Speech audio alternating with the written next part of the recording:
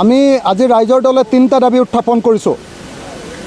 ৰাজ্যপালৰ ভাষণত আমি যেটো প্ৰতিবাদ কৰিছিলোঁ তাত 3টা দাবী উত্থাপন কৰিছোঁ। বিটিআৰ চুক্তি 2020 চনত হোৱা বিটিআৰ চুক্তি একেবাৰে কাৰ্যকৰীকৰণ কৰা নাই।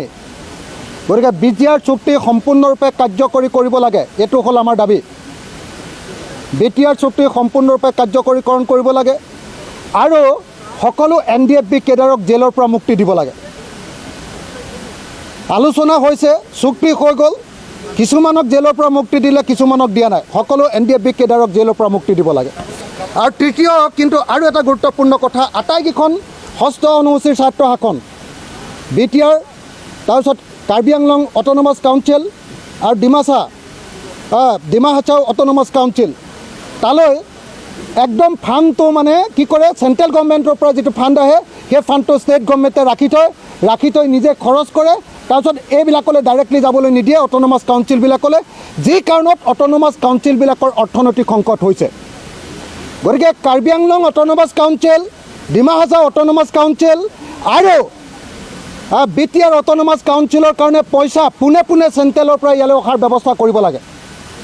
আনহাতে আমি দেখিছোঁ যে এতিয়া অসম চৰকাৰে কি কৰিছে, ডিজিটেলি পইচা তুলিবলৈ লোৱাৰ কাৰণে, ডিজিটেলি টেক্স তোলাৰ কাৰণে এতিয়া ৰাজ্য চৰকাৰে টেক্স তোলোতে কি কয়, টেক্সটো এতিয়া ৰাজ্য চৰকাৰৰ ওচৰলৈ গুচি যায়।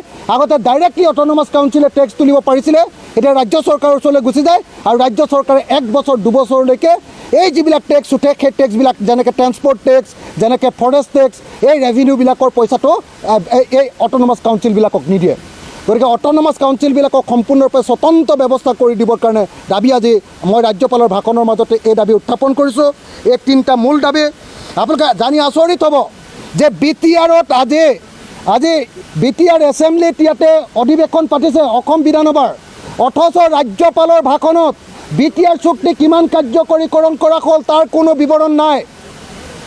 কেনেকৈ বড়োসকলক ঠগি আছে, বড়োসকলক কেনেকৈ ঠগি আছে কেন্দ্ৰীয় চৰকাৰ আৰু ৰাজ্য চৰকাৰে কেনেকৈ বড়োসকলক ঠগি আছে, আজি ৰাজ্যপালৰ ভাষণটো আপোনালোকে পঢ়িলে এই কথা জানিবলৈ পাব। গতিকে বড়োসকলে যাতে আগতে আকৌ আন্দোলন কৰিবলগীয়া নহয়, অনতি বিলম্বে বিটিএডিৰ যিখন চুক্তি 2020 চনৰ যিখন চুক্তি মেমৰেণ্ডাম অফ ছেটলমেণ্ট, এইখন ইমিডিয়েটলি 100% কাৰ্যকৰীকৰণ কৰিবৰ কাৰণে আৰু কাৰ্বি আংলঙৰ যিবিলাক কাম আছিলে সেই কাৰ্বি আংলঙৰ কামবিলাকো সম্পূৰ্ণৰূপে কাৰ্যকৰী কৰিবৰ কাৰণে আৰু ডিমা হাছাওৰ যিবিলাক চুক্তি আছিলে সেই ডিমা হাছাওৰ চুক্তিবিলাকো কাৰ্যকৰীকৰণ কৰিবৰ কাৰণে দাবী উত্থাপন কৰিছোঁ। আৰু ৰাজ্যপালৰ ভাষণে আমাৰ ষষ্ঠ অনুসূচীৰ জনজাতিসকলৰ প্ৰতি আজি কোনো ধৰণৰ বক্তব্য দাঙি ধৰিব নোৱাৰা কথাটোৱে বড়োসকলক যে কেৱল এখন অধিৱেশন পাতি দেখুৱাই কেৱল যাক অকল যে পইচাৰহে অপচয় কৰিছে আৰু বড়োসকলৰ চকু কেৱল ঢাকিবলৈহে কেৱল চেষ্টা কৰিছে, বড়োসকলৰ আৰ্থসামাজিক উন্নয়নৰ কাৰণে যে কোনো কাম কৰা নাই, সেইটো স্পষ্ট প্ৰতিফলিত হৈছে। গতিকে মই ভাবোঁ যে আজি অসম চৰকাৰে, মুখ্যমন্ত্ৰীয়ে আমাক ক'বই লাগিব যে বিটিআৰ চুক্তি কেতিয়া সম্পূৰ্ণ কাৰ্যকৰী কৰা হ'ব। আজি আমাক ক'বই লাগিব যে কাৰ্বি আংলং চুক্তি কেতিয়া সম্পূৰ্ণ কৰা হ'ব আৰু ডিমা হাছাও চুক্তি কেতিয়া সম্পূৰ্ণৰূপে কাৰ্যকৰী কৰা হ'ব। এই কথা আজি ক'বই লাগিব, কেতিয়াও চৰকাৰক এৰি দিয়া নহ'ব। ধন্যবাদ।